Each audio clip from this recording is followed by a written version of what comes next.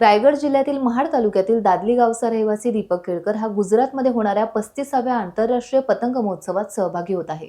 तो महाराष्ट्राचं प्रतिनिधित्व करणार आहे। ही बाब दादली गावासह महाड तालुका तसेच रायगड जिल्ह्यासाठी निश्चितच अभिमानास्पद आहे।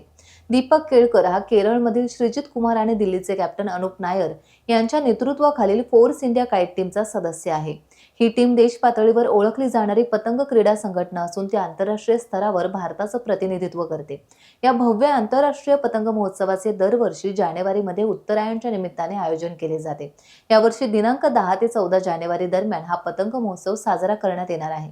या महोत्सवात 45 देशातील सुमारे 150 आंतरराष्ट्रीय स्पर्धक सहभागी होणार आहेत। दरम्यान महाड शहरातील दादली गावचा रहिवासी दीपक केळकर याची या प्रतिष्ठित पतंग महोत्सवासाठी निवड होणे ही महाराष्ट्रासाठी गौरवाची बाब आहे। टाइम्स डिजिटल चॅनलमध्ये आपलं स्वागत आहे। आपण आंतरराष्ट्रीय पतंग महोत्सव गुजरातमध्ये सहभागी घेणार आहात, प्रतिनिधित्व करणार आहात, त्याबाबत आपण काय सांगू शकाल? नमस्कार, मी दीपक केळकर, दादली गावचा रहिवासी।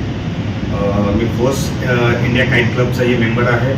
त्याच्या अनुषंगाने दरवर्षी अहमदाबादमध्ये आंतरराष्ट्रीय पतंग महोत्सव साजरा केला जातो। यावेळी पण मला तो चान्स मिळाला की भारताचं प्रतिनिधित्व करण्यासाठी आणि ते माझ्या गावाची, दादली गावची किंवा महाड तालुक्याची एक ओळख, एक मुद्दाम तिथे विशेषतः तयार होणार आहे। तर आपणही जर त्याच्यामध्ये इंटरेस्टेड असाल तर आपण मला संपर्क करू शकता, जेणेकरून आपल्याला त्याबद्दल मला जास्त माहिती देता येईल। त्याचप्रमाणे दरवर्षी आंतरराष्ट्रीय देशातले लोकही इथे येतात, पार्टिसिपेट करतात। यावर्षी 10 ते 14 जानेवारी अहमदाबादमध्ये हा महोत्सव साजरा केला जातो आहे आणि यावेळी जवळपास 52 वेगवेगळ्या देशांची लोकही तिथे येतात। त्यामुळे त्या लोकांसोबत इंटरॅक्शन करणं, त्यांच्याबद्दल माहिती आदानप्रदान करून घेणं आणि त्या अनुषंगाने जी आपली तरुण पिढी आहे त्यांना त्यांच्याकडनंही नॉलेज मिळणार आहे आणि आपलंही नॉलेज त्यांना आपण शेअर करू शकतो। इन फ्युचर तुम्ही याच्यामध्ये तुमचं लाईफ किंवा करिअर बनवू शकता। या दृष्टीने आत्ताची तरुण पिढी भरकटलेली आहे, मोबाईलच्या नादी जास्त लागलेली आहे, त्या मुलांना तुम्ही काय संदेश देऊ शकाल?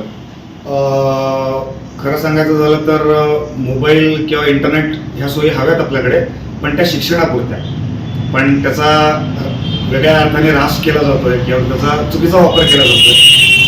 तर त्यामागचाच हा एक प्रयत्न आहे की भले पतंग आहे, पण तो जर तुम्ही जेव्हा वेगवेगळ्या किंवा प्रोफेशनली त्याच्यामध्ये उतराल त्यावेळी तुम्हाला त्यात जास्त मजाही येईल आणि त्याचं तरुणांचं मोबाईलकडनं ध्यान आपण त्यातनं हटवूही शकतो। एक थोडासा प्रयत्न करण्याचा माझा मानस आहे।